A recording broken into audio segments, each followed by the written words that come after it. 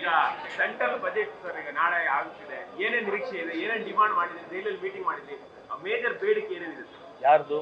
ನಿಮ್ದು ರಾಜ್ಯ ಸರ್ಕಾರ ಏನೇನು ನಿರೀಕ್ಷೆ ಇದೆ? ಅಲ್ಲ, ಹೆಚ್ಚಿನ ದುಡ್ಡು ಬೇಕು, ಇನ್ಫ್ರಾಸ್ಟ್ರಕ್ಚರ್ ದುಡ್ಡು ಬೇಕು, ನೀರಾವರಿ ಕೊಟ್ಟಿಲ್ಲ, ನೀರಾವರಿ ಕೊಡಬೇಕಂತ ನಮ್ಮ ಉದ್ದೇಶ ಇದೆ. ಆಮೇಲೆ ಸರ್ಕಾರದ ಯಾವ ರೀತಿ ಮನವಿದೆ ನನಗೆ ಸಂಪೂರ್ಣ ಮಾಹಿತಿ ಇಲ್ಲ, but definitely me as an individual we hope that more money will come to state for the development. ನಮ್ಮ ಶೇರ್ ಏನು ಬೇಕು ಆ ಶೇರ್ ಏನು ಬೇಕು, ನಮಗೆ ಕಾನೂನುಬದ್ಧವಾಗಿ ಬರ್ತಕ್ಕಂಥ ಶೇರ್ ಇದೆ, ಕರ್ನಾಟಕ ಸರ್ಕಾರದ ಜನರ ತೆರಿಗೆದು ದುಡ್ಡು ಏನಿದೆ ಅದು ಬರಬೇಕಂತಕ್ಕಂಥದ್ದು ನಮ್ಮ ಮೊದಲನೇ ಮನವಿ. ಅದ್ರ ಜೊತೆಗಿನ ಹೆಚ್ಚಿನ ಹಣವನ್ನು ಒದಗಿಸ್ಬೇಕಂತ ನಮ್ಮ ಮನವಿ ಇದೆ.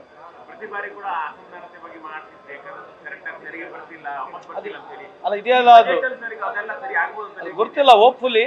ಯಾಕಂದ್ರೆ ಇದೇನು ಪ್ರಧಾನಮಂತ್ರಿಯವರು ಏನು ಸುಪ್ರೀಂ ಆಗಿ ಯಾವಾಗಲೂ ಟ್ರೀಟ್ ಮಾಡ್ತಾನೆ ಬಂದಿದ್ದಾರೆ. ಕಳೆದ 10 ವರ್ಷದಿಂದ ಕರ್ನಾಟಕ ರಾಜ್ಯಕ್ಕೆ ಏನು ಅನ್ಯಾಯ ಮಾಡ್ತಾ ಬಂದಿದ್ದಾರೆ.